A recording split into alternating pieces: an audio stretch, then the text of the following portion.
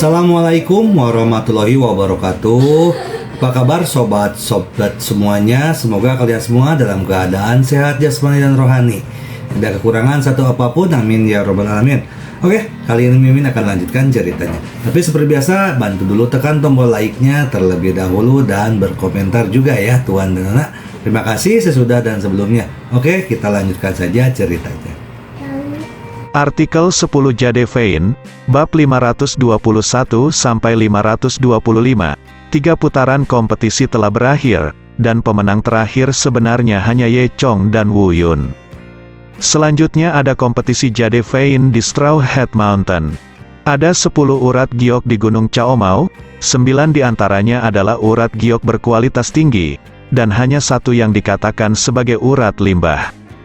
10 urat batu giok ini dipertandingkan dalam bentuk lelang. Siapa yang bisa mendapatkan urat giok mana tergantung kekuatan finansial. Adapun cocok tidaknya lelang, semuanya tergantung kemampuan pribadi. Kali ini, semua orang datang langsung ke Gunung Topi Jerami. Gunung Topi Jerami tidak jauh dari Gunung Yulong, dan terkontaminasi aura Gunung Yulong. Oleh karena itu, aura Gunung Topi Jerami juga sangat bagus, dan urat batu giok yang tumbuh di atasnya seharusnya yang terbaik. Ketika Ye Chong melihat 10 urat batu giok di Gunung Topi Jerami, dia menemukan sesuatu yang tidak biasa. Pertama-tama, apa yang dia lihat adalah 9 urat batu giok berkualitas tinggi. 9 urat giok ini membagi seluruh Gunung Topi Jerami menjadi 9 bagian, tergantung dari 2/3 posisinya, seperti 9 naga panjang yang berputar-putar di gunung. Itu memang urat giok terbaik. Dan ketika Ye Chong melihat urat giok ke-10, dia terkejut. Semua orang di Ming Selatan tahu bahwa urat giok ke-10 adalah urat limbah, dan tidak ada giok yang diproduksi untuk waktu yang lama. Tapi secara logika, urat giok ini ada di puncak gunung, dan lokasi di mana auranya paling makmur haruslah giok terbaik dan bermutu tinggi. Kebanyakan orang tidak tahu mengapa urat giok ini malah menjadi urat limbah. Dan Ye Chong melihat petunjuk itu sekilas. Saat ini, banyak orang sudah berkumpul di kaki Gunung Topi Jerami. Orang-orang ini jelas ada di sini untuk menonton kesenangan. Banyak orang dari keluarga Murong juga datang, dan Murong Yan mengingatkan Ye Chong lagi. Tuan Ye, apakah Anda benar-benar tidak membutuhkan bantuan saya? Saya tidak peduli apa kata sampah itu. Jika Anda benar-benar ingin datang sendiri, Anda mungkin tidak akan menjadi lawan Peng Lama. Kata-kata Murong Yan tidak mengkhawatirkan. Lagi pula, urat giok ini dinilai oleh Peng Ke, dan nilai setiap urat giok dievaluasi oleh Peng Ke. Menawar dengan Peng Ke setara dengan bermain trik di depan Guan Gong, pisau besar. Bagaimana Peng Ke bisa kalah? Bukankah ini hanya lelucon? Kebanyakan orang yang datang ke sini berpikir begitu. Sebaliknya, Ye Chong tersenyum dan berkata, saya punya alasan. Murong Yan tahu kemampuan Ye Chong, jadi dia tidak bersikeras pada apapun. Dia mengangguk ke Ye Chong, dan kemudian kembali ke tempat duduknya. Pada saat ini, sesepuh dari keluarga Murong datang. Semuanya, selanjutnya, kita akan melakukan pelelangan batu giok di Gunung Topi Jerami. Saya tuan rumah hari ini, dan nama saya Dulin. Setelah itu, Dulin memperkenalkan Gao Jianyun dan Wu Yun. Baru pada saat itulah semua orang menemukan sesuatu yang sangat menarik. Ternyata kedua penawar ini sama-sama berasal dari Luzhu.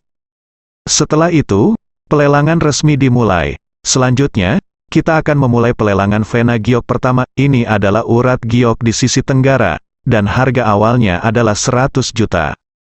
Kata Dulin. Pertama-tama, Wu Yun menaikkan harganya, 200 juta. Petik 2. 300 juta, Ye Chong menaikkan harganya. Wu Yun memandang Peng Ke, yang membisikkan sesuatu di telinga Wu Yun. Wu Yun kemudian dengan berani menaikkan harganya menjadi 350 juta. Ye Chong juga bisa melihat bahwa batu giok ini nilainya 350 juta. Jika itu lebih dari itu, saya khawatir keuntungannya tidak sebanding dengan kerugiannya. Tetapi dia sangat jelas tentang pemikiran Wu Yun. Wu Yun lebih suka menderita kerugian daripada membiarkan keluarga Gao mendapatkan urat giok. Oleh karena itu, Ye Chong terus menaikkan harganya, 380 juta. Wu Yun mengerutkan kening, lalu berkata, 400 juta.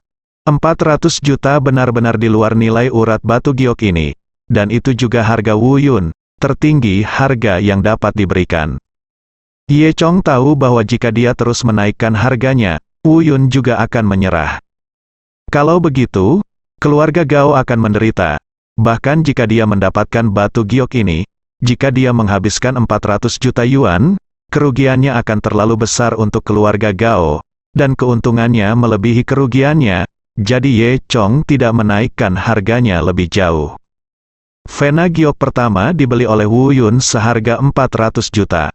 Setelah Wu Yun membelinya, dia memandang Gao Jianyun dengan penuh kemenangan, dan berkata sambil tersenyum, "Hehe, Gao Xiangwu. Bagaimana, mungkin kamu tidak akan bisa memotret satupun urat batu giok hari ini."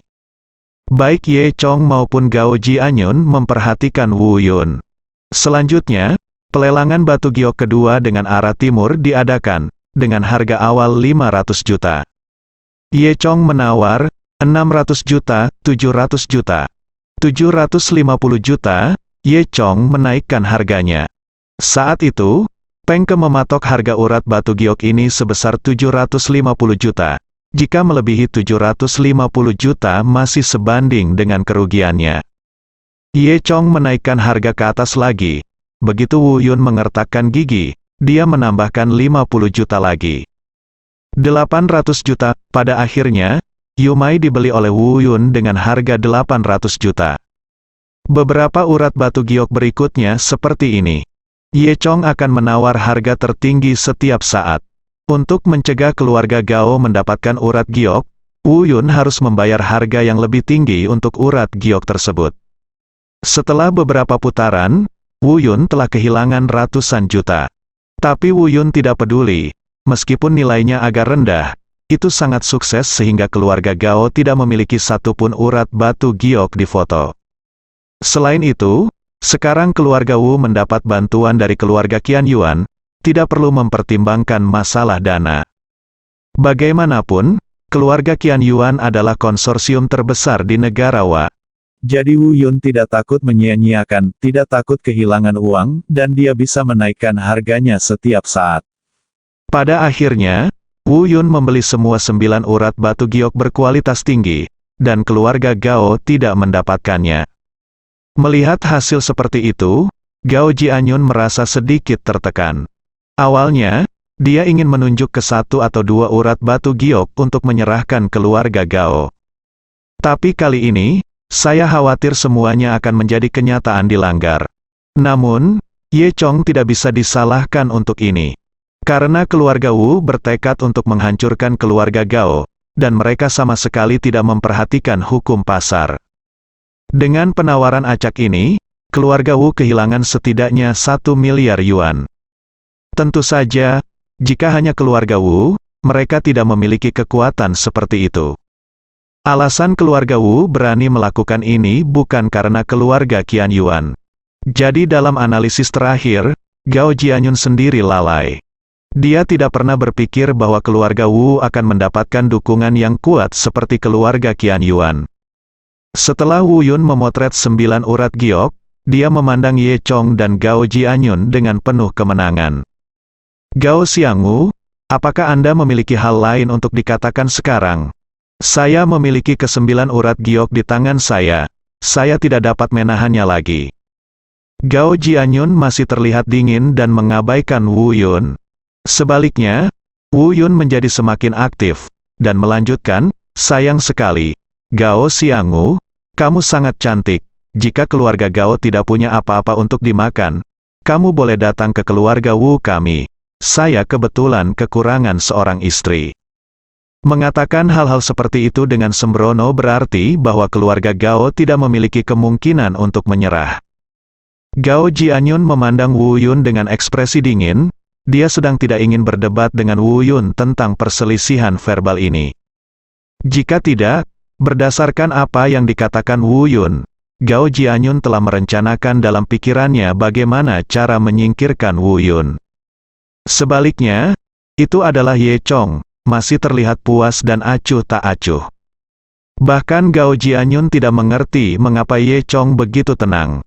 Mu Rongyan berlari lagi dan bertanya pada Ye Chong apakah dia membutuhkan bantuannya. Ye Chong hanya menggelengkan kepalanya, tampaknya situasi keseluruhan telah diputuskan. Tetapi bagaimanapun juga, ada 10 urat batu giok di Gunung Topi Jerami, dan yang terakhir harus melalui proses dan dilelang. Tentu saja yang terakhir ini dianggap pemborosan, dan harga awalnya hanya 50 juta. Setelah pembawa acara Dulin selesai berbicara, dia sudah menunggu untuk melewati syuting. Tanpa diduga, Ye Chong langsung berkata, 50 juta, saya menginginkannya. Semua orang bodoh, mengapa membeli pembuluh darah limbah seharga 50 juta? Apakah Anda bertani? Mu Rongyan tidak menyangka bahwa Ye Chong benar-benar akan menawar pulsa yang tidak berguna ini. Gao Jianyun tidak mengerti apa maksud Ye Chong dan menatapnya dengan rasa ingin tahu. Ye Chong hanya tersenyum dan berkata kepada Gao Jianyun, aku punya alasan. Wu Yun memandang Ye Chong dengan ironis. Menonton Ye Chong menawar pelelangan, Wu Yun benar-benar memikirkannya sedikit.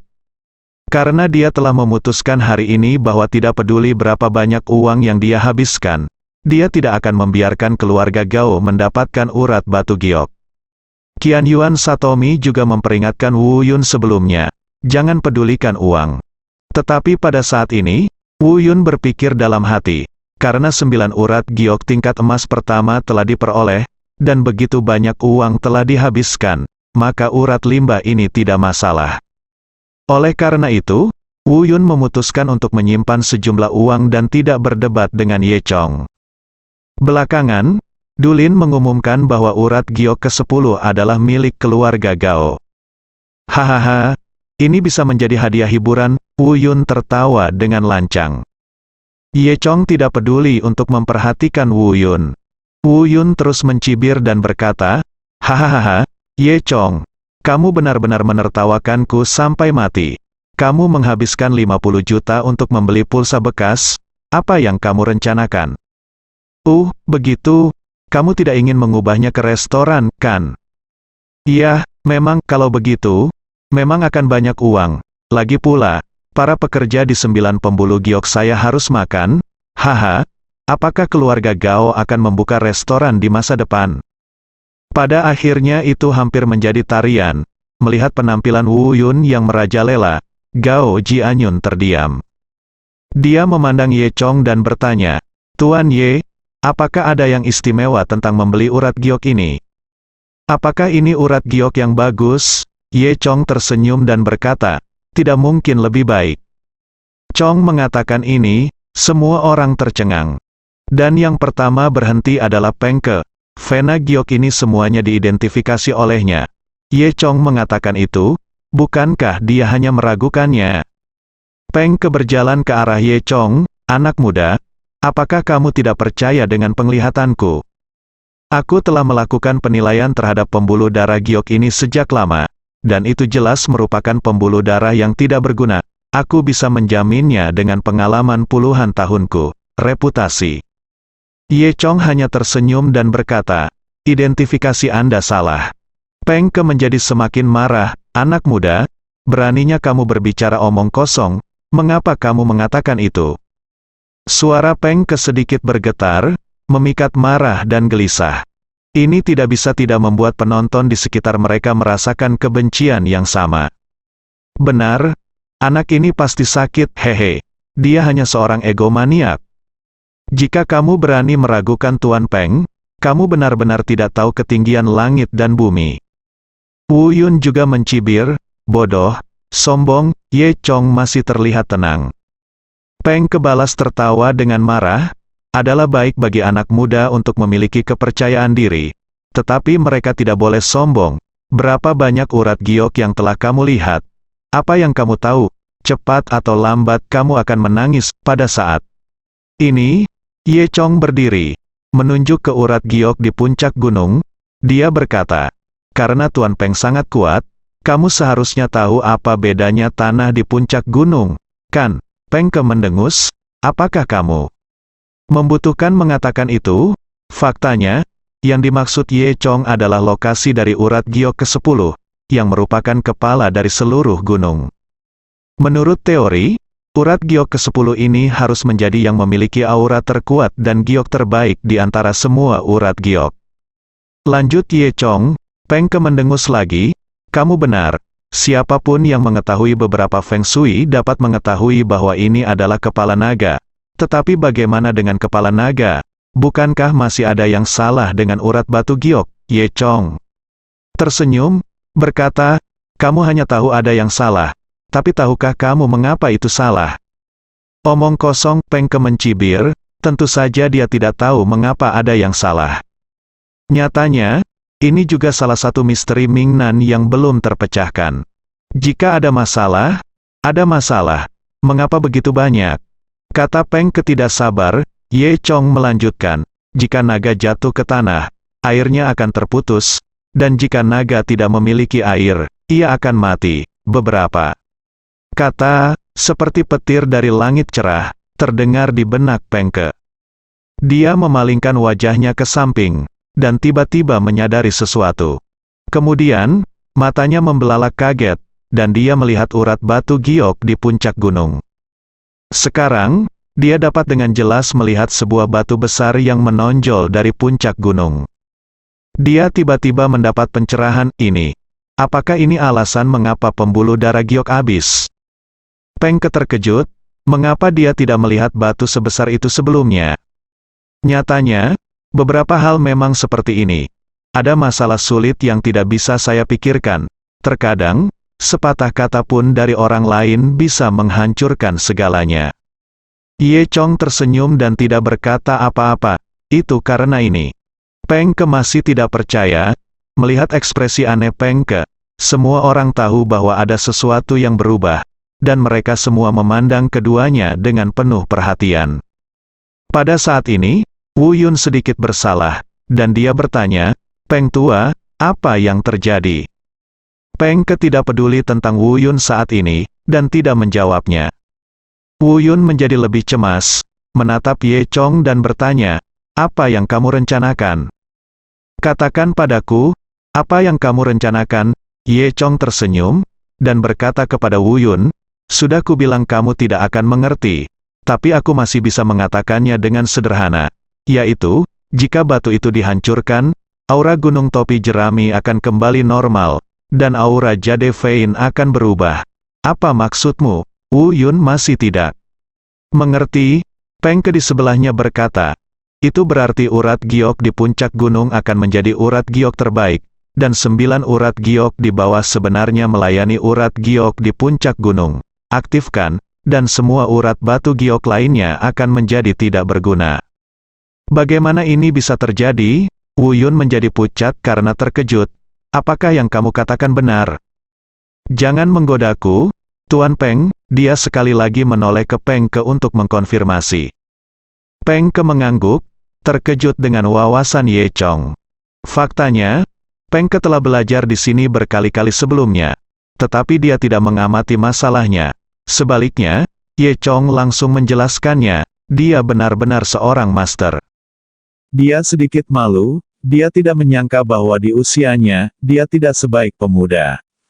Peng Tua, pikirkan cara, bukankah kamu nomor 1 di Mingnan, bagaimana?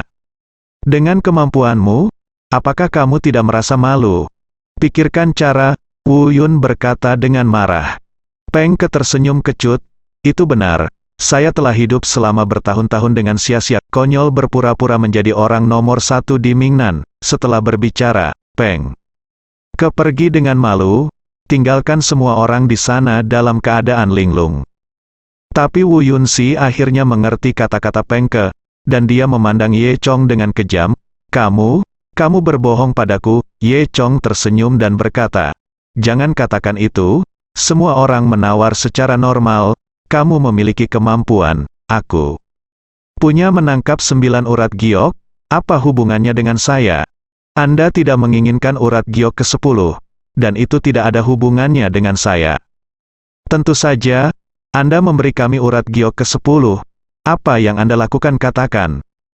Mendengar ini, Wu Yun akan menyesal sampai mati. Mengapa dia tidak mendengarkan kata-kata Qianyuan Rimi, mengapa dia gagal di saat-saat terakhir. Tentu saja, jika kamu ingin menggunakan 9 batu giok itu untuk membuka restoran, aku tidak akan keberatan. Ye Chong tertawa, bagi Wu Yun, kata-kata ini sangat mematikan dan sangat menghina. Gao Jianyun menunjukkan ekspresi kegembiraan yang langka, dan wajahnya yang cantik memerah. Dia berkata kepada Ye Chong, Tuan Ye, saya telah meyakinkan Anda. Ye Chong tersenyum dan berkata, Yun, bagaimana kabarmu? Sudah kubilang, ini akan membantumu. Bahkan Murong Yan pada akhirnya tidak mengharapkan hasil seperti itu. Sepertinya dia masih meremehkan Ye Chong. Tuan Ye, kemampuanmu benar-benar luar biasa. Puji Murong Yan, saat ini, Wu Yun benar-benar pingsan, dan Qianyuan Li Suai di sampingnya tidak mengharapkan hal seperti itu terjadi. Tuan Qianyuan, apa yang harus kita lakukan? Wu Yun bertanya dengan wajah pahit, bagaimana aku tahu, kenapa kamu tidak mendengarkan kakakku? Qianyuan Li Suai berkata dengan marah. Qianyuan Li Suai tidak tahu. Meskipun dia adalah adik laki-laki Qianyuan Rimi, dia masih sedikit muda. Oleh karena itu, dia hanya mengikuti Qianyuan Rimi untuk melihat dunia, ya. Dan setelah sekian lama, dia belum melihat Qianyuan Satomi, yang membuatnya sedikit khawatir. Hei, mari kita bicarakan ketika Nona Qianyuan datang. Wu Yun berkata dengan kesal. Ye Chong tersenyum dan berkata kepada Wu Yun, kamu tidak perlu menunggu. Aku sudah menangkap Qianyuan Satomi. Apa? Kamu berani menangkap adikku? Biarkan dia pergi dengan cepat, atau aku tidak akan pernah memaafkanmu. Qianyuan Li Suai berkata dengan kejam. Bagaimana Ye Chong bisa takut? Dia berkata kepada Qianyuan Li Suai, kembalilah dan beritahu anjing-anjing tua dari keluarga Qianyuan itu bahwa jika kamu berani datang ke China untuk menjadi lancang di masa depan, jangan salahkan aku karena bersikap kasar. Takut oleh Ye Chong, saya tidak punya pilihan selain kembali ke keluarga saya untuk membahas tindakan pencegahan. Memikirkan hal ini, dia menatap tajam pada Ye Chong, lalu berbalik dan pergi. Dua pendukung besar Wu Yun, Peng Ke dan keluarga Qianyuan, semuanya telah pergi, dan dia adalah satu-satunya yang tersisa. Pada saat ini, dia sudah pingsan, dan berteriak pada Ye Chong, kamu tidak diizinkan untuk memecahkan batu itu, tidak. Wu Yun kehilangan akal sehatnya, dan terus berteriak, jangan pecahkan batu. Tapi apa gunanya kata-katanya, Murong Yan memerintahkan seseorang untuk memecahkan batu itu di tempat.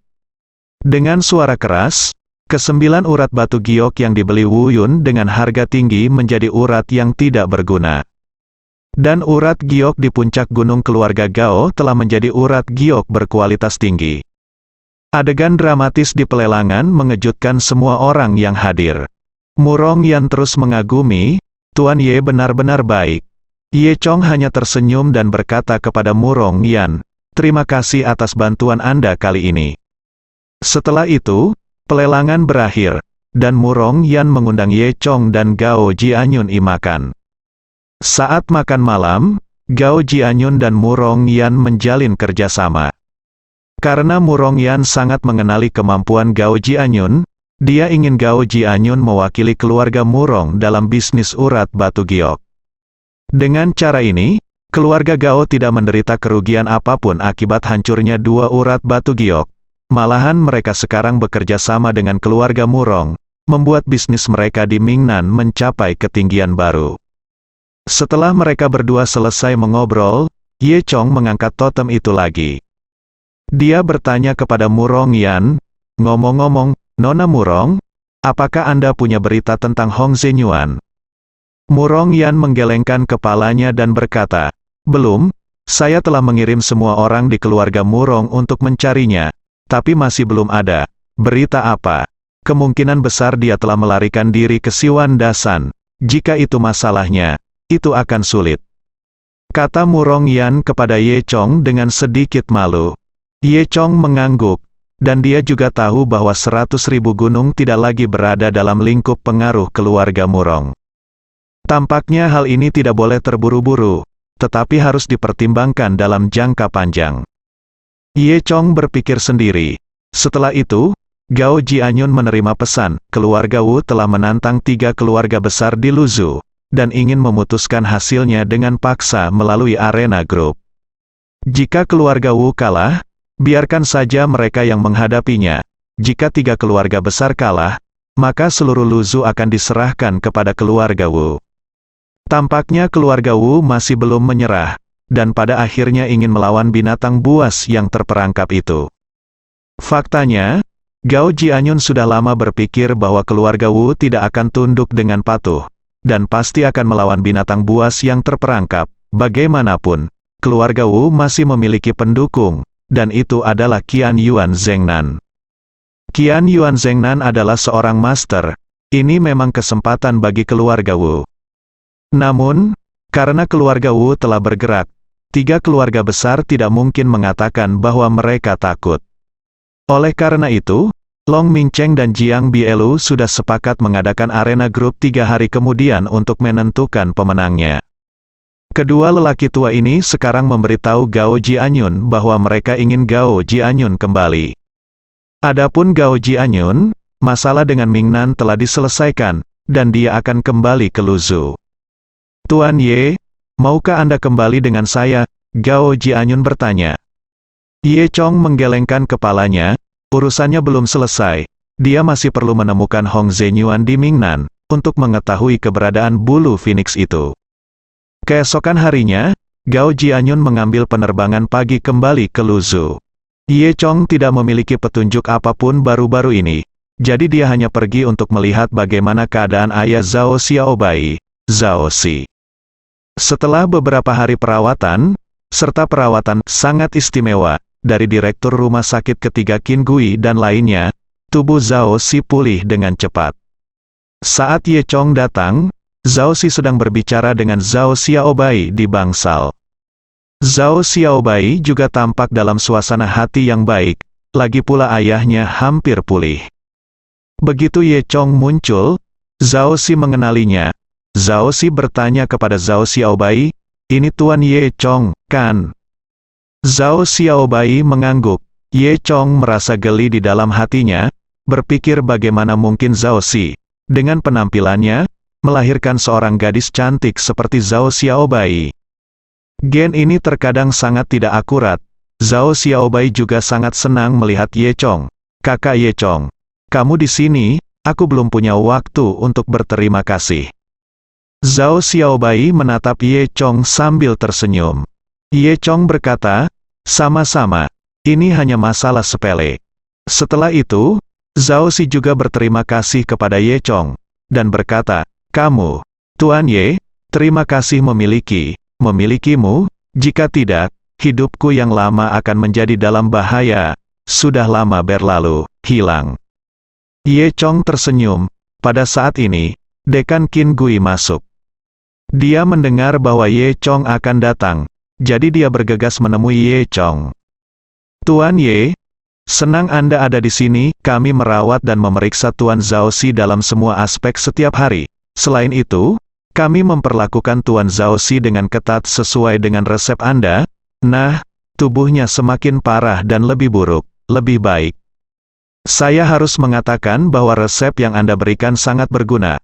Para ahli tua di rumah sakit kami kagum setelah melihatnya. Mereka mengatakan bahwa mereka tidak pernah bisa memikirkan resep ajaib seperti itu sepanjang hidup mereka. Dapat memiliki kemampuan seperti itu di usia yang begitu muda. Kamu benar-benar seorang dokter yang ajaib." Qin Gui pantas menjadi dekan. Sambil memuji Ye Chong, dia juga memberi Ye Chong makanan enak untuk meminta penghargaan, dan biarkan dia mengatakan semuanya, hal-hal baik. Ye Chong tersenyum. "Di mana itu? Saya masih ingin berterima kasih kepada direktur karena telah merawat saya."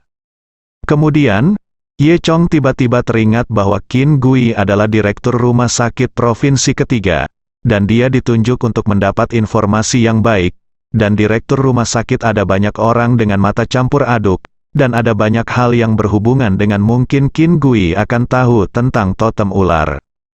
Jadi, dia mengeluarkan ponselnya, membuka foto totem berbentuk ular, dan bertanya pada Qin Gui, "Din Qin, apakah kamu tahu totem ini?" Qin Gui mengambil ponsel.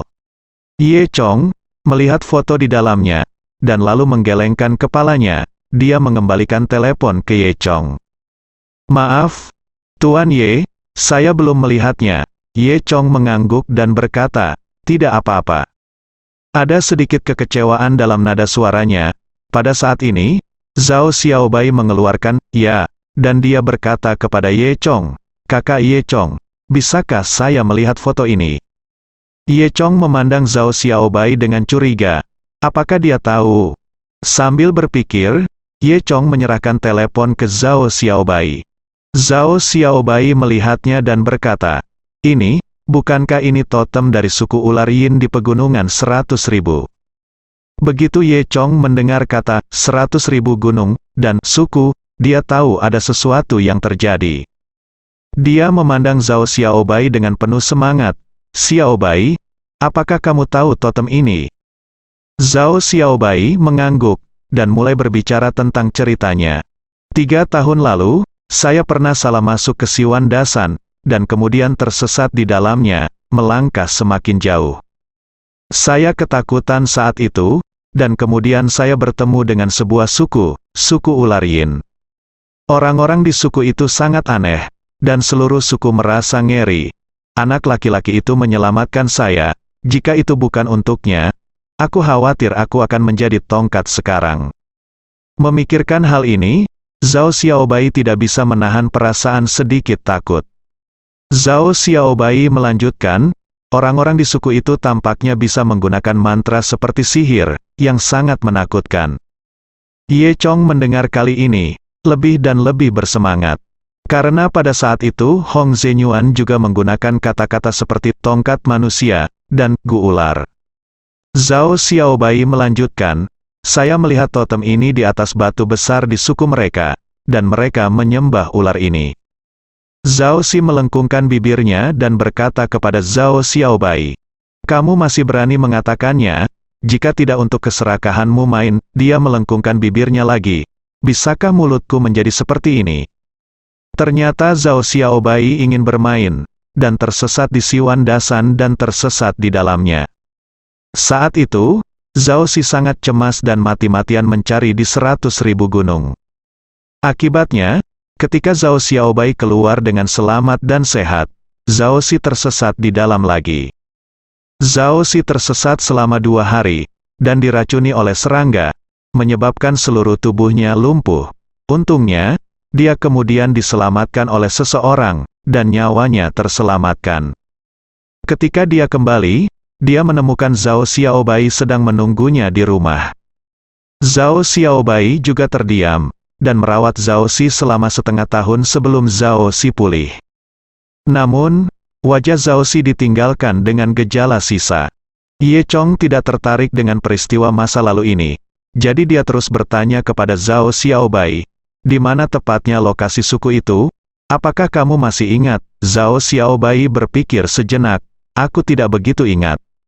Tapi meskipun saya tidak tahu, tetapi jika saya pergi ke lapangan, saya harus dapat menemukannya." "Bagus, Xiaobai, kamu telah banyak membantuku. Bawa saya ke sana." Zhao Xiaobai mengangguk tanpa ragu.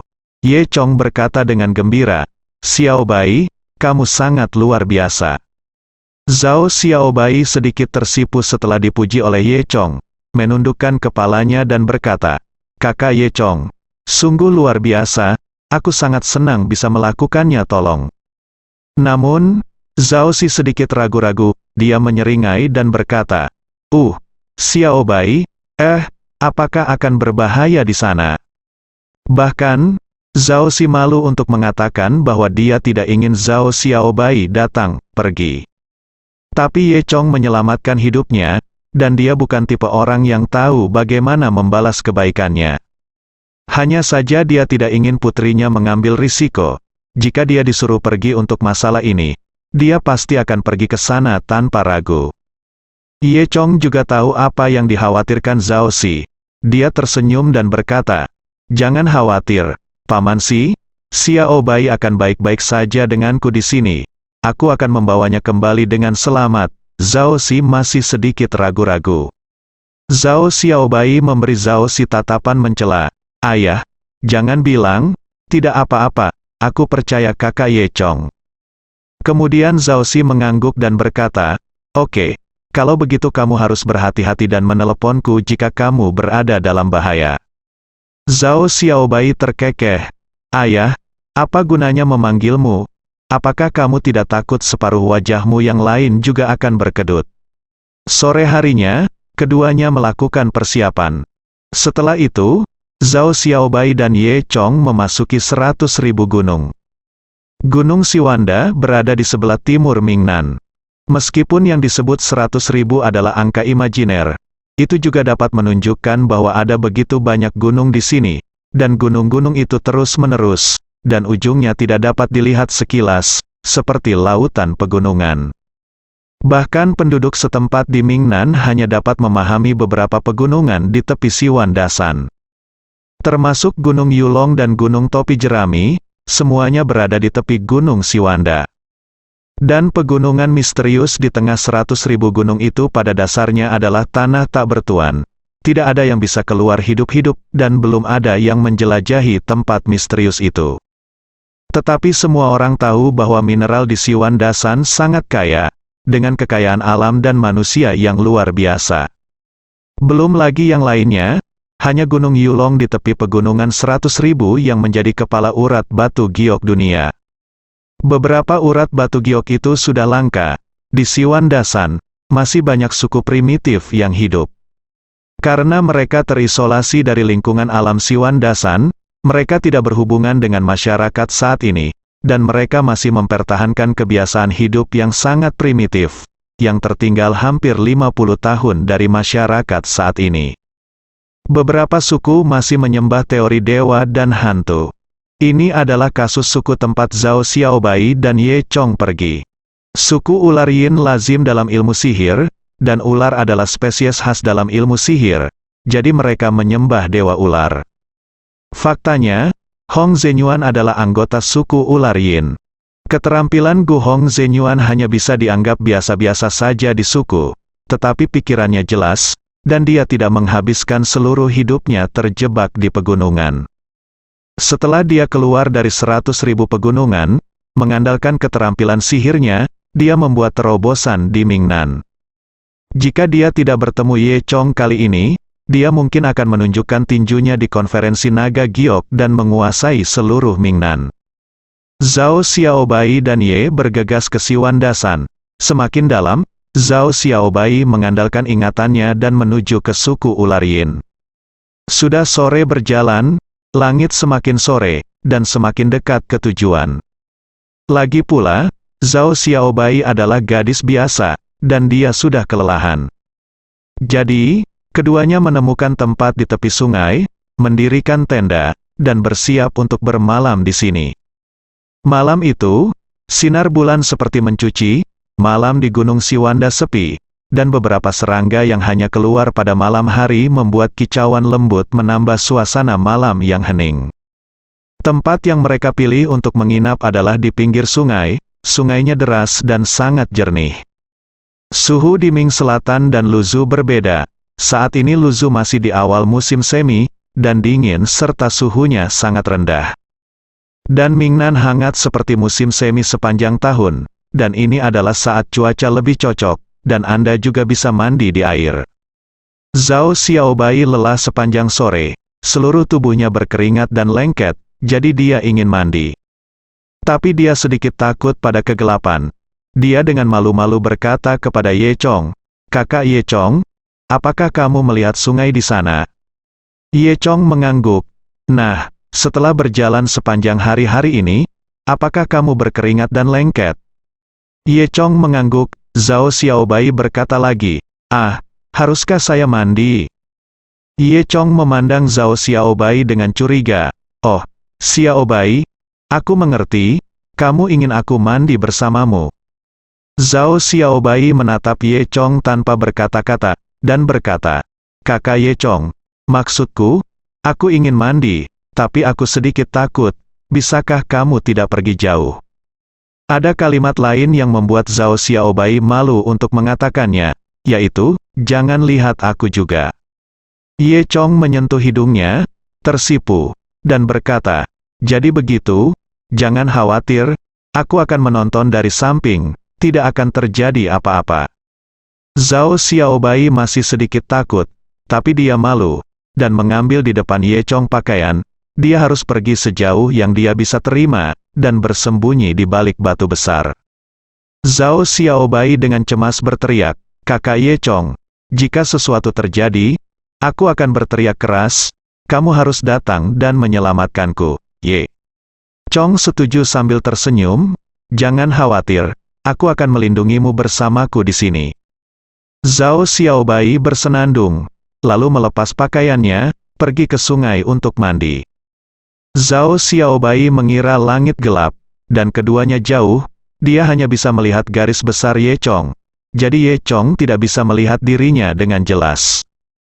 Hanya saja dia tidak tahu bahwa Ye Chong memiliki mata Dewa Naga, dan melihat hal-hal di malam hari hampir sama dengan siang hari. Jadi, untuk melindungi Zhao Xiaobai, Ye Chong menatapnya tanpa berkedip. Zhao Xiaobai hanya menunjukkan bahunya yang harum dan punggungnya yang indah di dalam air. Rambutnya tergerai, dan tetesan air di rambutnya memantulkan warna perak sinar bulan, seperti teratai muncul dari air. Ye Chong mengaguminya dengan terpesona, terutama dengan latar belakang sinar bulan. Zhao Xiaobai terlihat sangat cantik, seperti bunga teratai di dalam air. "Kakak Ye Chong, apakah kamu masih di sana?" Zhao Xiaobai bertanya. "Di sini, aku melihatmu, mendengarkanmu," kata Ye Chong. Zhao Xiaobai merasa lega, dan dengan lembut menyapu air yang mengalir dengan jarinya. Dia menyenandungkan lagu untuk memberanikan dirinya. Tiba-tiba, dia merasakan sesuatu di bawah air. Segera setelah itu, dia merasakan sesuatu mencengkeram pergelangan kakinya. Ekspresi Zhao Xiaobai berubah, dan dia langsung berteriak, "Ah, tolong!" Mendengar suara itu, Ye Chong melompat seperti macan tutul dan bergegas ke posisi Zhao Xiaobai. Zhao Xiaobai juga berkibar saat ini, berjuang dari air. Dia bisa merasakan sesuatu mencengkeram pergelangan kakinya dengan erat. Zhao Xiaobai menggunakan seluruh kekuatannya untuk merangkak ke pantai. Di kakinya, seorang pria pendek ditarik di sepanjang jalan. Pria itu berusia sekitar 50 atau 60 tahun, basah kuyup, dan sangat pendek. Tangannya masih menggenggam erat pergelangan kaki Zhao Xiaobai. Melihat bahwa itu ternyata adalah laki-laki, Zhao Xiaobai tidak bisa menahan rasa marah dan takut. Dia berteriak, "Bajingan, biarkan aku pergi." Saat dia berbicara, dia menendang pria pendek itu dengan kaki lainnya.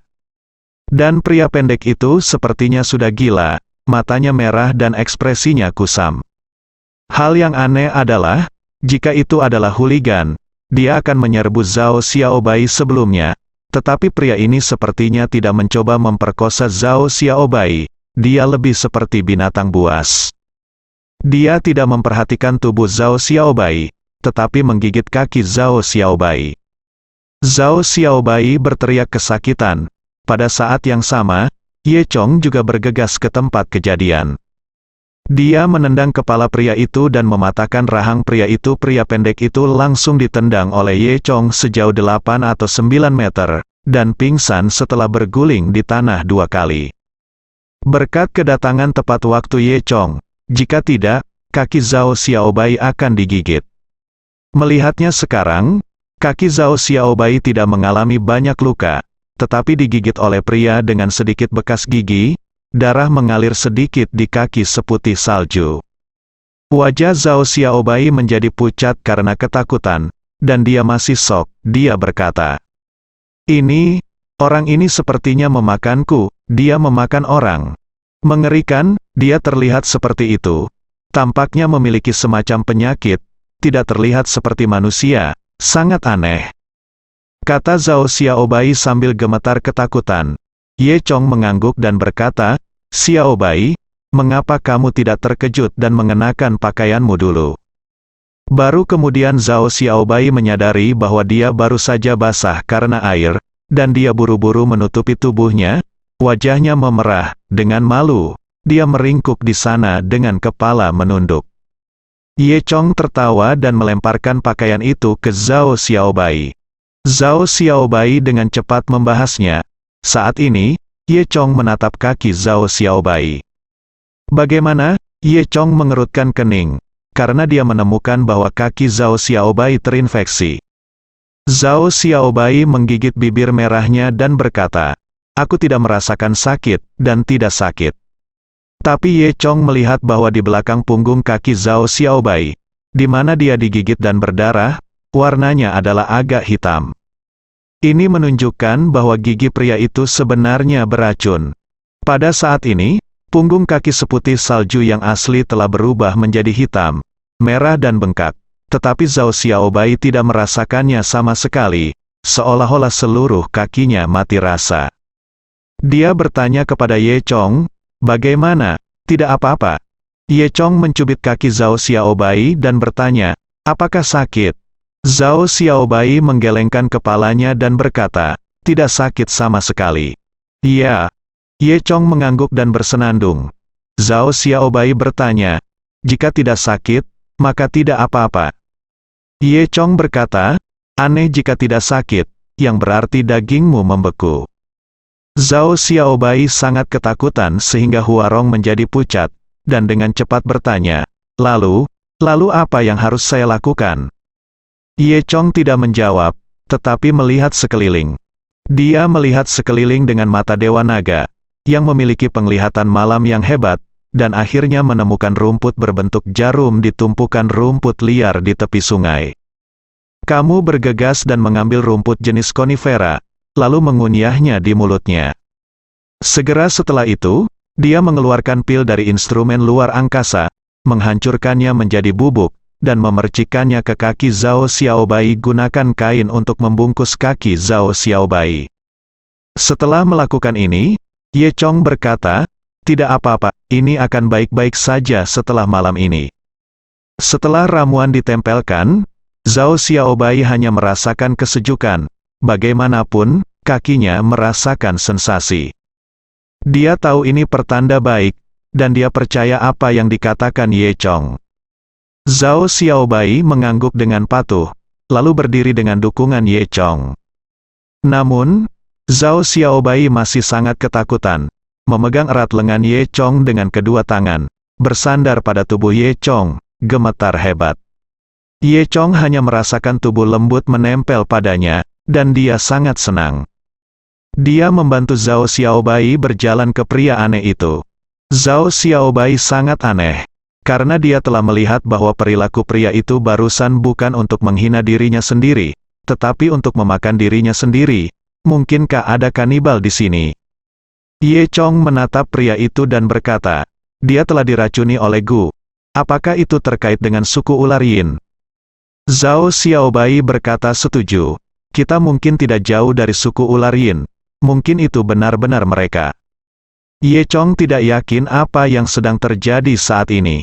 Namun, dia merasa bahwa apa yang dikatakan Zhao Xiaobai masuk akal. Pada saat ini, hati Ye Chong tiba-tiba bergerak. Dia merasa bahwa di hutan di kejauhan, ada sepasang mata ganas yang memandangi mereka.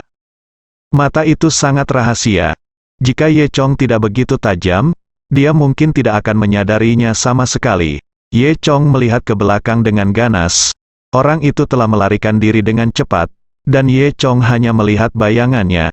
Namun, Ye Chong merasa bahwa bayangan itu agak familiar, seperti orang tua. Ada apa? Tanya Zhao Xiaobai. Ye Chong menggelengkan kepalanya dan berkata, bukan apa-apa, bersambung.